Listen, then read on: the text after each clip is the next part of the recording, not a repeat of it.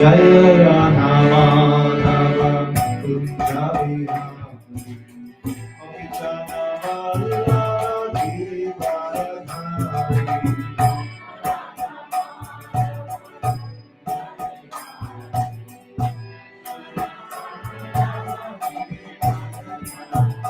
Jaya Radha Madhava Kunja Vihari Gopichana Vallabhi Varadhari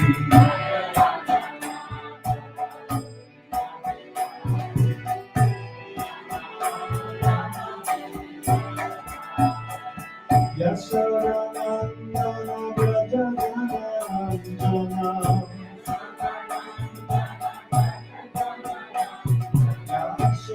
Yashodanandana Vrajajanandana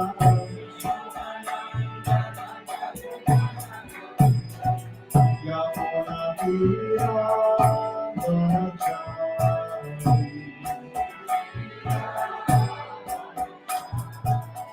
Yamuna Tira Dhanachari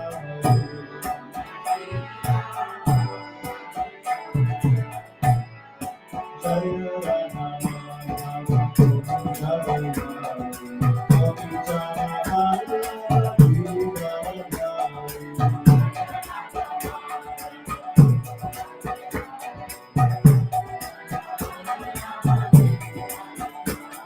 Jaya Radha Madhava Kunja Vihari Gopichana Vallabhi Varadhari Yashodanandana Vrajajanandana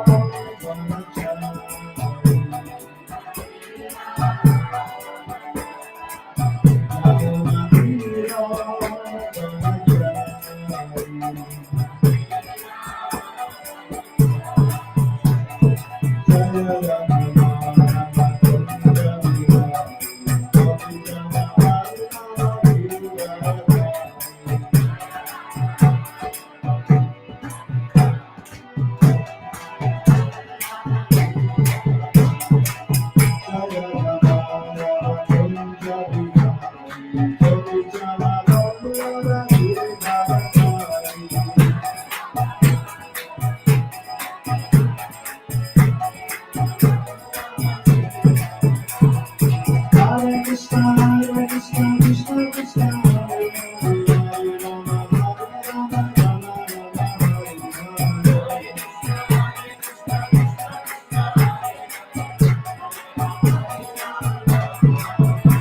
Hare Krishna, Hare Krishna, Krishna Krishna, Hare Hare, Rama Rama, Hare Rama,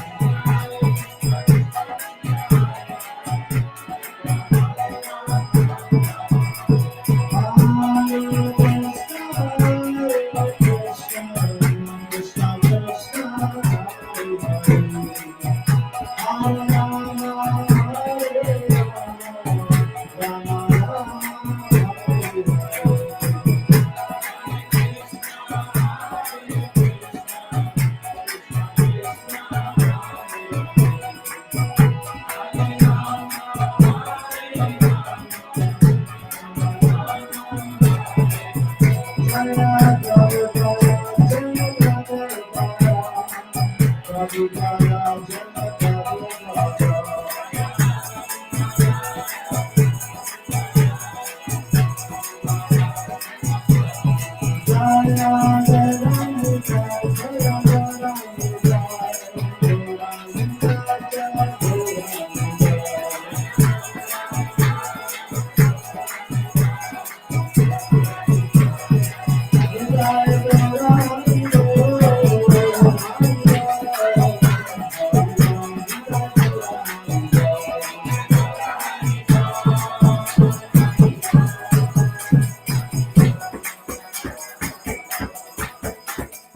Hare Bhagavad Gita as it is ki jai. Srila Prabhupada ki jai. I'm not actually giving even a Bhagavad Gita class. It's good to glorify that book. Wait a minute.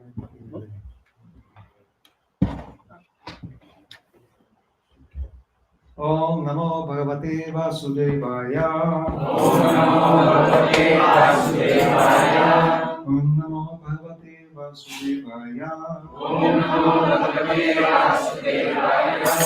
Om Namo Bhagavate Vasudevaya. Om Namo Bhagavate Vasudevaya.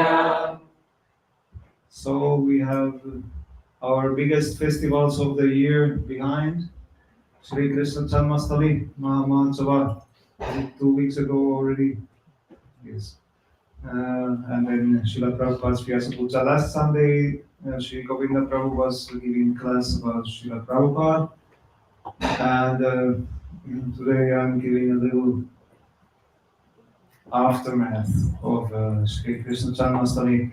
I was thinking of talking about the demons of Krishna-lila and what anarthas they represent.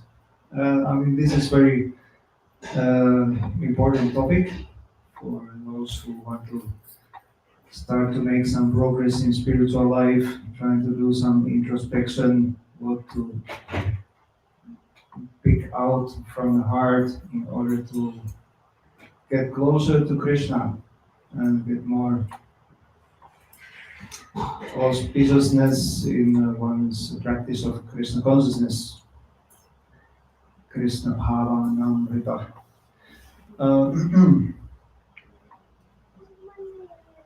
So Srila Bhaktivinoda Thakur, one of our acharyas, is listing the demons. There are specifically 21 demons. Let's see how many of them we managed to cover today. 21 demons which are mentioned in Srimad Bhagavatam 10th canto and also in our Krishna book, Krishna the Supreme Personality of Godhead.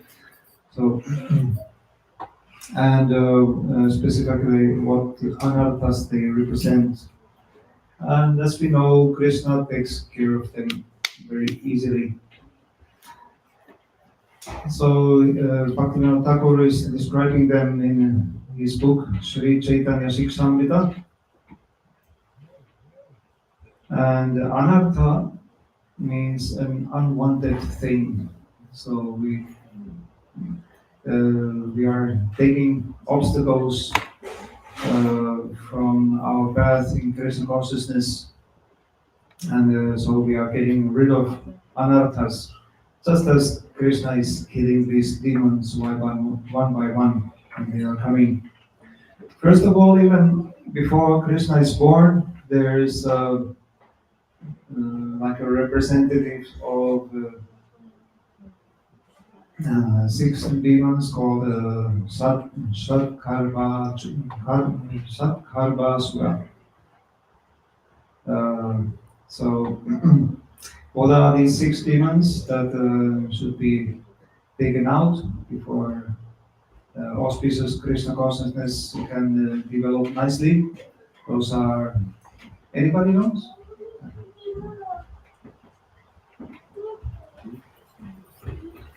Okay, the Sanskrit names are Kama, Krodha, Lobha, Moha, Mada, Matsarya. Yes, okay, these are the 6 ones. So lust, anger, greed, madness, illusion, and envy. It is said that these qualities you can actually use for Krishna's service. You can turn them into favorable action, except for one of them, envy. That is so bad that it has to be given up. Actually, the reason why we are here in the material world is that we have been envious of Krishna, and how to get rid of envy. you serve the object of your envy. So that's what we try to do. We try to serve Krishna and make our human life success. So, what is the first demon that Krishna killed? Yes, I hear Putana. Yes, Putana, Rakshasi, or sometimes called Ishachi, uh, like a man-eater. And so Kamsa sent her to kill Krishna in Vrindavan. So Putana was a terrible witch, and as she was a Rakshasi, she was able to transform her body into a very beautiful goddess-like form. And then she had a plan. She smeared some poison on her nipples and went to Vrindavan. And because she was so attractive, so beautiful, so auspiciousness awakening appearance there in Vrindavan, so immediately uh, she was allowed to enter the houses, and she came to Krishna's house, and Mother Yasoda gladly gave Krishna to her. So she allowed Putana to breastfeed Krishna, but Krishna knew what was going on. So Krishna drank the poison, drank the milk, and drank the life air of Putana. And Putana was in terrified condition. She ran out of the house. She couldn't keep her beautiful form anymore. She assumed her original form as a big demoness, and she fell dead in the area which was actually owned by Kamsa.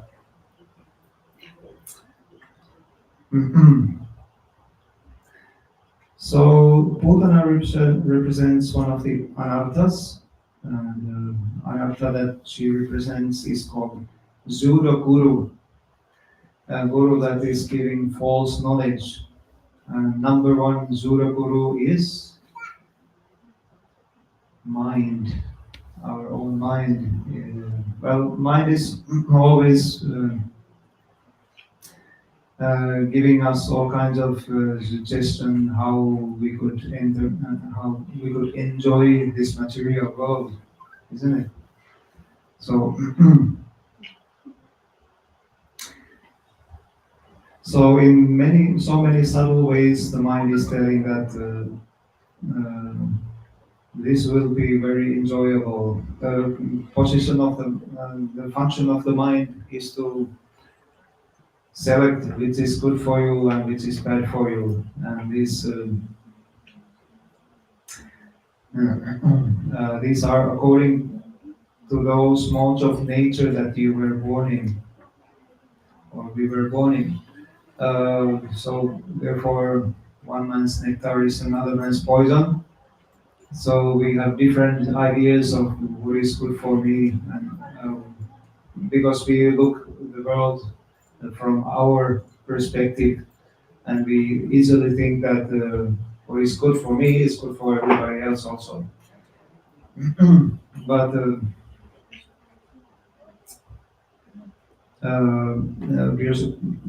we need to concentrate our mind in spiritual knowledge, transcendental knowledge, and purify the mind in this way. In the sixth chapter of Bhagavad Gita, Krishna speaks about controlling the mind, but Arjuna's response was, "How can I control the mind? Mind seems so turbulent. It's uh, more difficult to control the mind than the wind. How can we control the wind? It's not possible. And the mind is even more flickering. It's going here and there all the time. I need to control the mind to keep this class together somehow." Mm.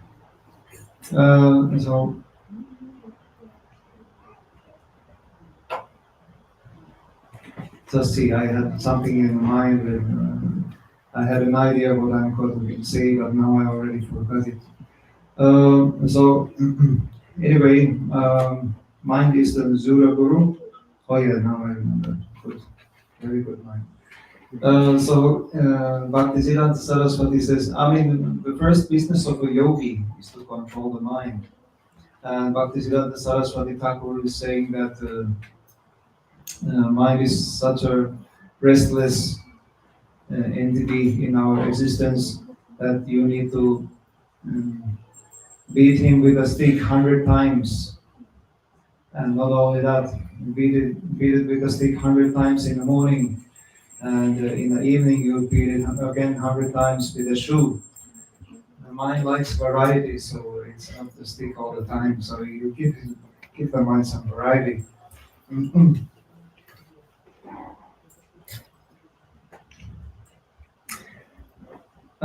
So chanting of the holy names is very simple method, very effective method. You just chant Hare Krishna, Krishna Krishna, Hare Hare, Hare Rama, Rama Rama, Hare Hare. And you listen to what your own chanting, and then try to concentrate your mind as much as possible.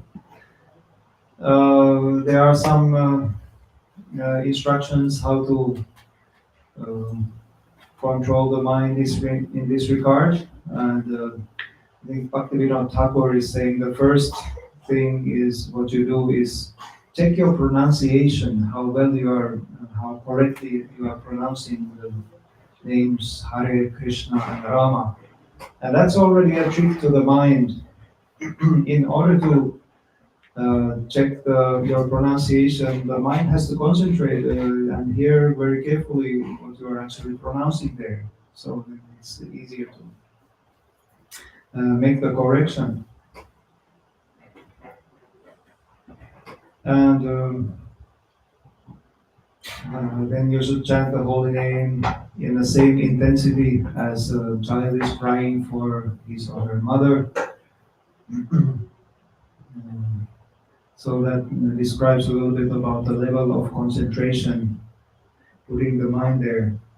And I've heard it saying, one of our visitors once said that an advanced person can even make progress just associating with one's mind.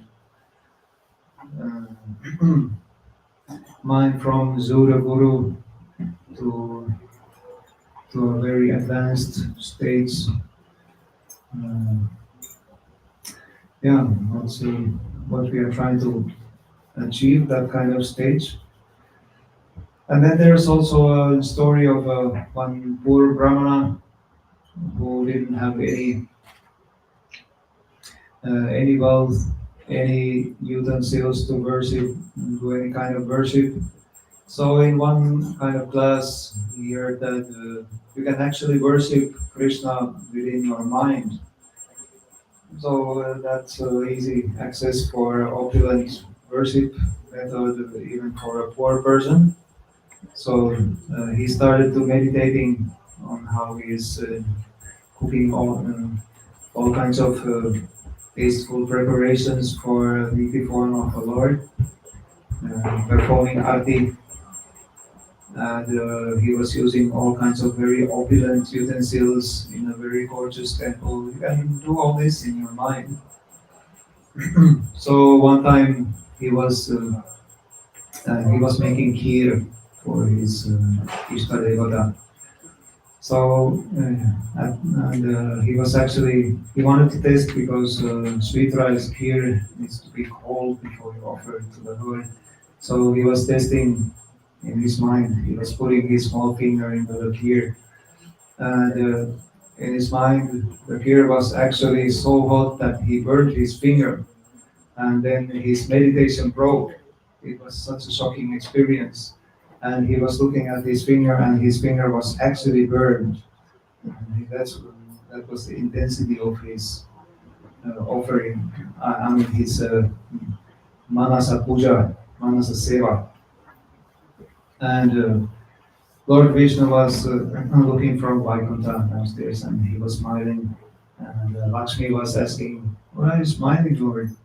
then Krishna sent his servants to get this Brahmana in his association. All right, now we go to the next demon. The next demon is called Sakatasura, the cart demon. So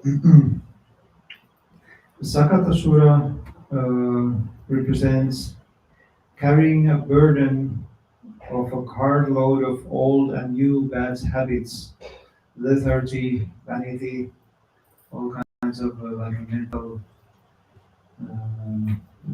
state things we are stuck with in this material world. So Krishna was put to sleep nearby this cart which had all kinds of metal utensils.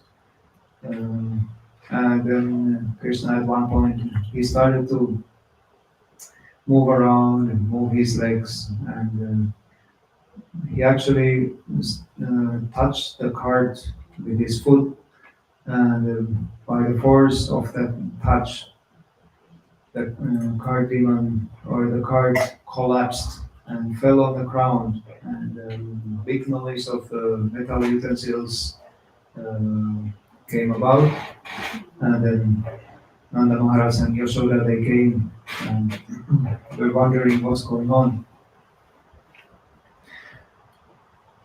So in this way, the Sakatasura, the cart demon, was dead. And so we have all kinds of old habits. It says also new habits. All kinds of things that we are keeping in our mind. It is also said that you are where your mind is. We might be in a very peaceful, wonderful place, but if our mind is not controlled, it's carrying all kinds of dirt inside, so the mind will be restless. Or vice versa, you might be in the middle of great turmoil, all kinds of uh, distressful, terrible things are happening around you. But if you are able to peace your mind, make your mind peaceful, then nothing can disturb you.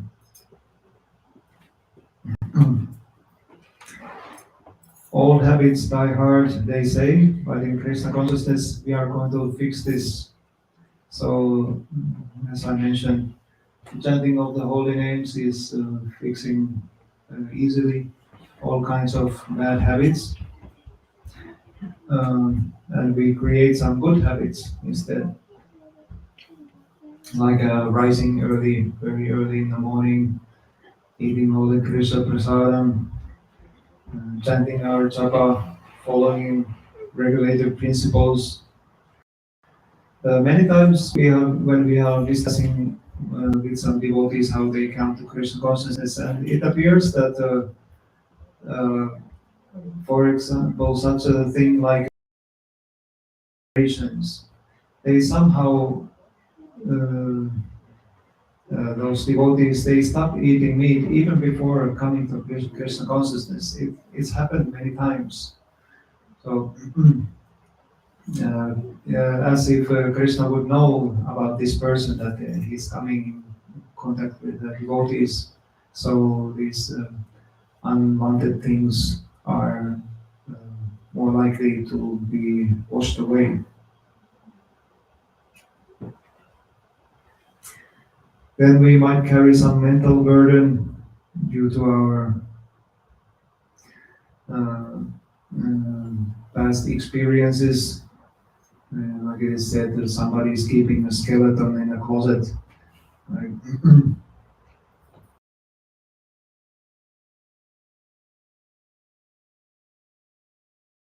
In appropriate time, it might range. The person is keeping some traumas from previous experience, and sometimes they come very strongly in the consciousness, and one thing leads to another. Like I remember there was one video clip of one girl who was she was in a very jolly mood. She was juggling and covering her mouth, and all of a sudden, in a blink of an eye, her head turned into a monster. Then it went back into that girly and juggling. Oops, sorry. So these kind of things may happen. It was very much describing this incident.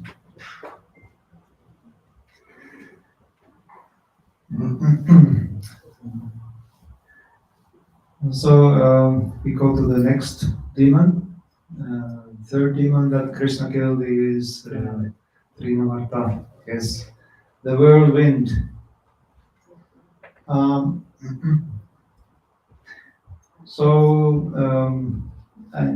Mother Yasoda, Nanda Maharaj, they were performing their daily duties, and Krishna was just a very small baby and couldn't even walk properly. And then there was started to come some strong wind around, and wind got so strong that it was blowing sand all over, making the sky very dark, and the dust was flying into the eyes, and the people there, Vrindavan people, they couldn't see anything, and they lost the sight of Krishna also. So Krishna was just lying there somewhere on the ground. And then Trinavarta came, and he picked up Krishna and took him higher and higher up in the air. But what happened that Krishna finally started to become heavier and heavier, and Trinavarta, he couldn't actually, it was getting like a big burden to him. So he couldn't take Krishna any higher, but started to lose his power, his worldly power. So he finally had to come down, and he collapsed dead. So Trinavarta represents false pride that comes from material scholarship, which leads to bogus philosophies.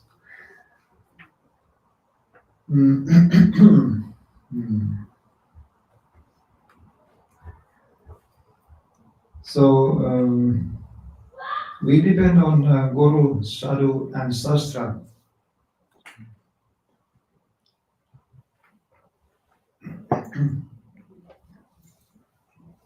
The spiritual master is passing down the Vedic knowledge from from the disciplic succession to the disciple. The disciple is recommended by Krishna to inquire submissively from a person who has seen the truth. Vedic knowledge, the transcendental knowledge of the absolute truth, then kills all kinds of bogus philosophies. There's a setting that, for example, in university, such thing as Hinduism or Krishna consciousness or Krishna consciousness movement, Vaishnavism, they are seen as an object of examination, and they are seeing these things in relation to academic intelligence, intellectualism. But we see things vice versa. We see Vedic knowledge as the absolute truth, and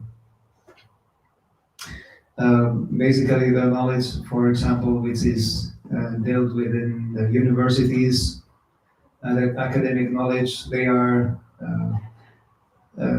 subordinate to four human defects, which are imperfect senses, tendency to make mistakes, tendency to be in illusion, and tendency to cheat others. But uh, Vedic knowledge is not like this.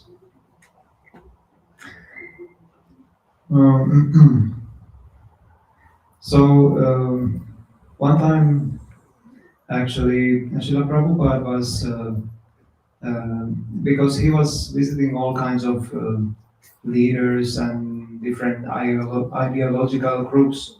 So he was a guest of one Mensa group, and when they were talking with Srila Prabhupada, they noticed that Srila Prabhupada is quite intelligent.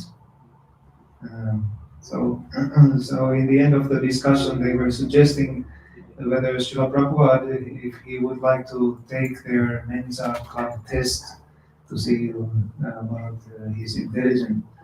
Srila Prabhupada said something that shocked them. He said that, no, that's all right. Intelligence is not important. Yes, or what is intelligence meant for? It's meant for how we can serve Krishna more nicely, and then therefore make the success in our human existence. Queen Kunti also prays that Krishna, you are easily approached by only by those who are materially exhausted. So being an intellectual, uh, that means that you have some material desires, you are easily puffed up or easily come proud with your uh, skills of knowledge, your material scholarship. Um, but then Queen Kunti continues, but those who are trying to progress with respectable parentage, great opulence, high education, and bodily beauty, they cannot approach Krishna with sincere feelings. And Srimad Bhagavatam says, Dharma svanustita pumsam vishvakshena katha suyaha matpadayetyatihatim shrama eva hi kevalam. The occupational activities of activities a man performs according to his own position are only so much useless labor if they do not provoke attraction for the messages of the personality of Godhead.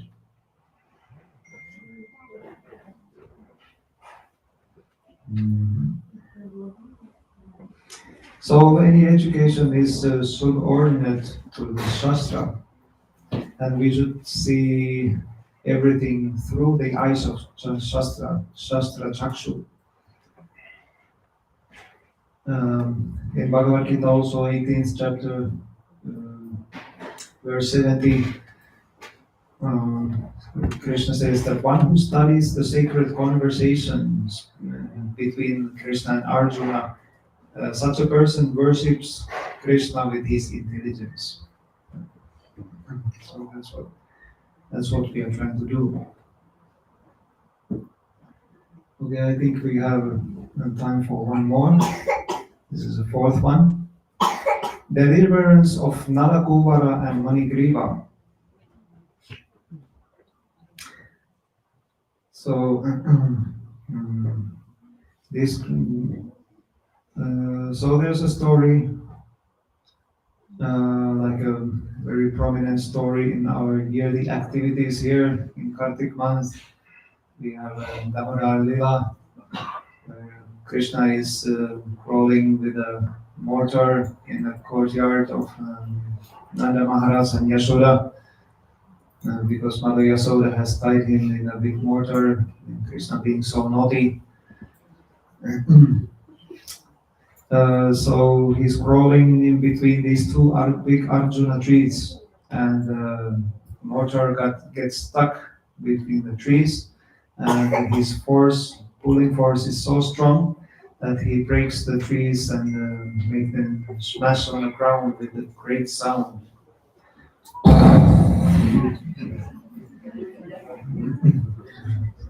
So, and then two very effulgent personalities come out, and these are uh, Manikriva and Nalakubara, uh, sons of Kubera, cursed by Narada Muni. So these sons of Kubera is the treasurer of the demigods. So Manikriva and Nalakubara, obviously they are very rich. They are rich men's sons, and trying to enjoy um, their assets in the heavenly planets with the beautiful ladies. So they were so much absorbed in and drunk with so much juice, so they didn't realize that they were actually without any clothes. And then Narada Muni, the great sage, comes by, and then the girls, they were a little bit more sober, in a sober condition, so they covered themselves and disappeared. But Manikriva and Nalakubara, uh, they were too intoxicated, so then Narada Muni saw these boys in their pity condition and cursed them. And therefore, these boys, they realized that they had been cursed, and then they woke up and apologized to Narada Muni about their condition. So then Narada Muni, uh, when the curse comes, you don't usually pull it back. But then he gave a blessing also. Okay, so you will be cursed to become trees for many, many years. You can stand naked as long as your lifespan will be. But you will be delivered by Lord Krishna. Yeah, great blessing. So this Nalakubara and Manikriva, they represent arrogant pride that comes from puffed up prestige, which is rooted in madness for wealth. So wealth can be blinding, just like Lord Indra is in opulent position in his heavenly kingdom, and Brihaspati walks by. Indra sees him from a distance, but Brihaspati being his guru, Indra still didn't pay him obeisances or so give any kind of expression that okay, Guru has come, please all stand up and pay respect. But then Brihaspati was he didn't like Lord Indra's idea, so he just left the place. And then Indra kind of woke up and tried to run after him, but Brihaspati was nowhere to be seen again, and some difficulties come about because of this. So some people may have good karma. They are born in wealthy families and being blinded by wealth. Somebody is born with silver spoon in hand, like it is English expression. We are not all starting from the uh, same stage of wealth. And such kids, they may always get what they want, and they are getting used to that kind of position. And in this way, they are blinded by wealth.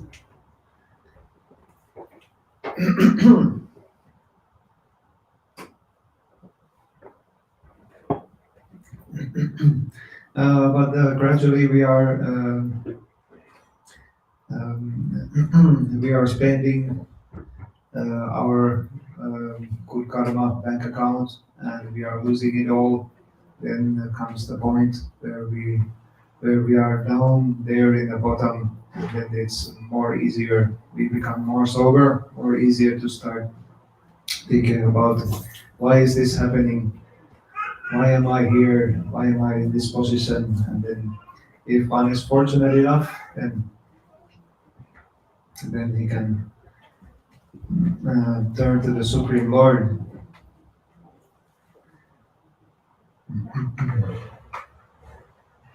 Yeah, in that opulent position, one may be uh, even like we sometimes hear that those who are really very rich millionaires, billionaires, they are somehow able to get around with taxes even. I mean, this is totally illogical. Those who earn less, they get more taxes than those who are millionaires. Something like this is happening. But now, just a few days ago, I saw in the news that they are planning to make like some kind of international endeavor to tax the billionaires. Uh, like, hopefully it will be happening. I mean, that's a way to collect really big monies. Anyway, I think we don't have so much time left. I wonder if there are any questions or comments. Well, I first have to make an observation before I can ask the question, but I think it's a good one because I've been reading the Bhagavad Gita every morning, and I've been reading a lot of the Srila Prabhupada's books and his understandings. And first of all, I want to express how grateful I am that all of this is here for us, and how amazing, what a contribution with all of the books and what he's done. But I find it a little unfortunate that he has such an adversity to technology. I understand and appreciate that Vedic knowledge or spiritual knowledge should be the thing that we appreciate first. But then from that, if we bring technology, like you have a laptop there, you have a camera, you have the internet, you have the lights on, you have the battery, where everyone has a mobile phone here that we use on a day-to-day basis. My glasses into So we simultaneously say that technology and science is bad, whilst we all use them all the time. And I understand that there's this dichotomy that science is very arrogant to spirituality, but are we not that arrogant to science, saying that all science is bad whilst we just use it all the time? And is it necessary?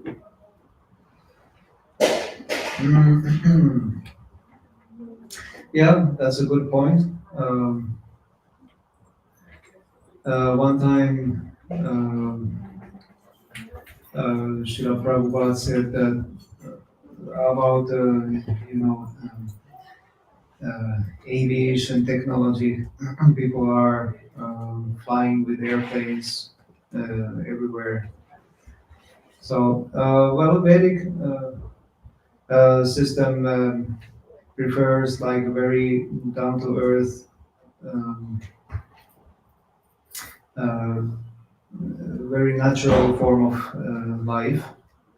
But now that these devices, gadgets, they are here, then certainly everybody is using them for sense enjoyment. So this is our response to use them for Krishna. They are Krishna's property ultimately, and they should be used for Krishna's purposes. Like Srila Prabhupada said that only devotees should be using airplanes, nobody else, because devotees of Krishna, they are using it for Krishna's purpose. But like just an ordinary humans, they are using it for sense enjoyment. So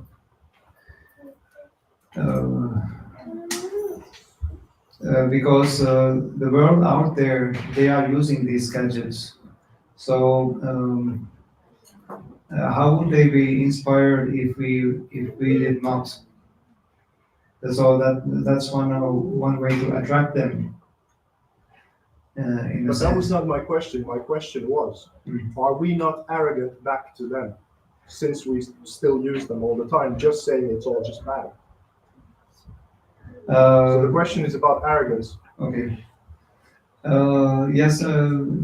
Well, Prabhupada is especially like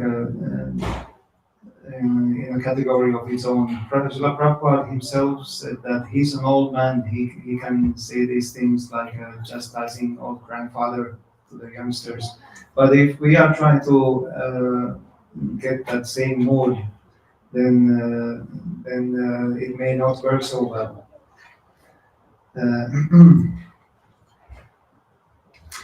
Are we? And maybe I'm coming from the point a little bit that early scientists who started science were monks. They were Christian monks. Mm. So they thought that it was the science of God to try and bring about this understanding from divinity into something that is useful for us. It was a process of discovering God in the external, as the inner science is the process of discovering the within. So the reason why I'm bringing it up is not to try and embarrass anyone or to say anything that is contrary, but to just think that they are one and the same if they're used correctly, which is what you're trying to say as well, I think. But there's an unnecessary adversarial relationship that we have with technology now, which I don't think needs to be there if we just see both of them correctly, and it's still in the service of God. May I add up something? So somewhere I heard that by some saint or saying in their lecture, like whatever that drives you away from Krishna is called Maya, and whatever takes you near to Krishna is the thing of Krishna. So if you're using the technology also towards Krishna, then it is not a Maya, but whatever, like it might be a person, it might be a family, it might be the technology that takes you away from Krishna. That's a Maya. That's obstacle in between Krishna and you. So Yeah, we come to the twofold thing. Like we need to always ask ourselves: is this for me or this is for Yeah. Krishna? is it So- taking you near Krishna or not? You should always check it. Like if you're towards Krishna, then it's not a Maya. It's a good thing. It's also I may not have understood it exactly correctly your question, but I hope these things a little bit help. Sure. Right? I think we are end of our time. So thank you very much for concentration and participation. We end the class here. Prabhupada ki jai. Jai. Krishna is the Supreme Personality of Godhead ki. Yeah. Hare Krishna. Hare Start the Arati now.